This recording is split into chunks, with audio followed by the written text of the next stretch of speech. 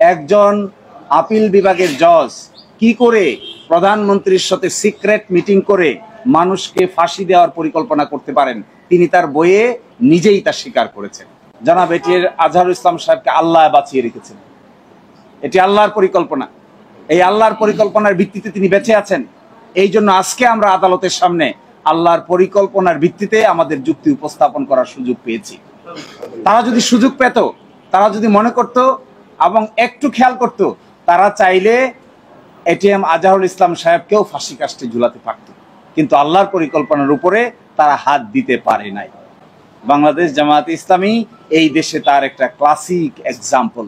কিন্তু যারা এই নির্যাতন নিপীড়ন করেছেন, হত্যা করেছেন, ফাঁসি দিয়েছেন, এনফোর্স ডিসঅ্যাপিয়ার করেছেন, আয়নাগর বানিয়েছেন, শেষ পর্যন্ত তাদের শেষ রক্ষা হয় নাই। এখান থেকে সকলের এই শিক্ষা নেওয়ার বিষয় আছে। সকলকে এখান থেকে শিক্ষা নিতে হবে যে নির্যাতনের রাস্তা, নিপীড়নের রাস্তা শেষ পর্যন্ত ভালো ফল বয়ে আনে না।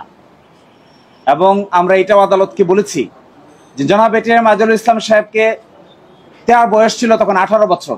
18 বছর একজন বয়সের ইন্টারমিডিয়েটের ছাত্রকে তারা কমান্ডার বানিয়ে সাজা দিয়েছেন, যেখানে ট্রাইব্যুনাল তাকে কমান্ডার হিসেবে উল্লেখ করেন নাই, কিন্তু আপিলের ডিভিশন নিজ উদ্যোগে তাকে কমান্ডার হিসেবে আন্ডার সেকশন 4 সাবসেকশন 2-তে সাজা দিয়েছেন।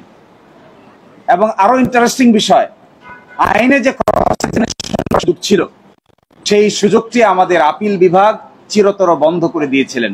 আমরা কন্ট্রাডিকশন নিতে পারতাম না।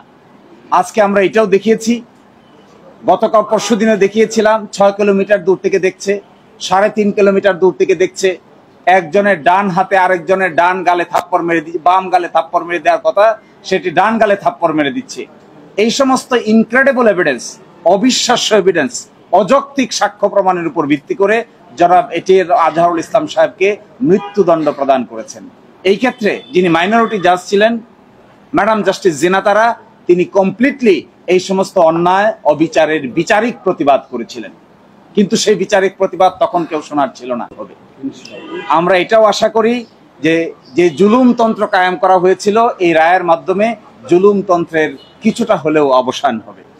এবং আমরা এটা এক্সপেক্ট করি সিন্ডিকেটেড ইনজাস্টিস যারা করেছেন, এই সিন্ডিকেটেড ইনজাস্টিসের সঙ্গে যারা জড়িত ছিলেন, সময়ের ব্যবধানে একদিন না একদিন তারাও বিচারের সম্মুখীন হবেন ইনশাআল্লাহ।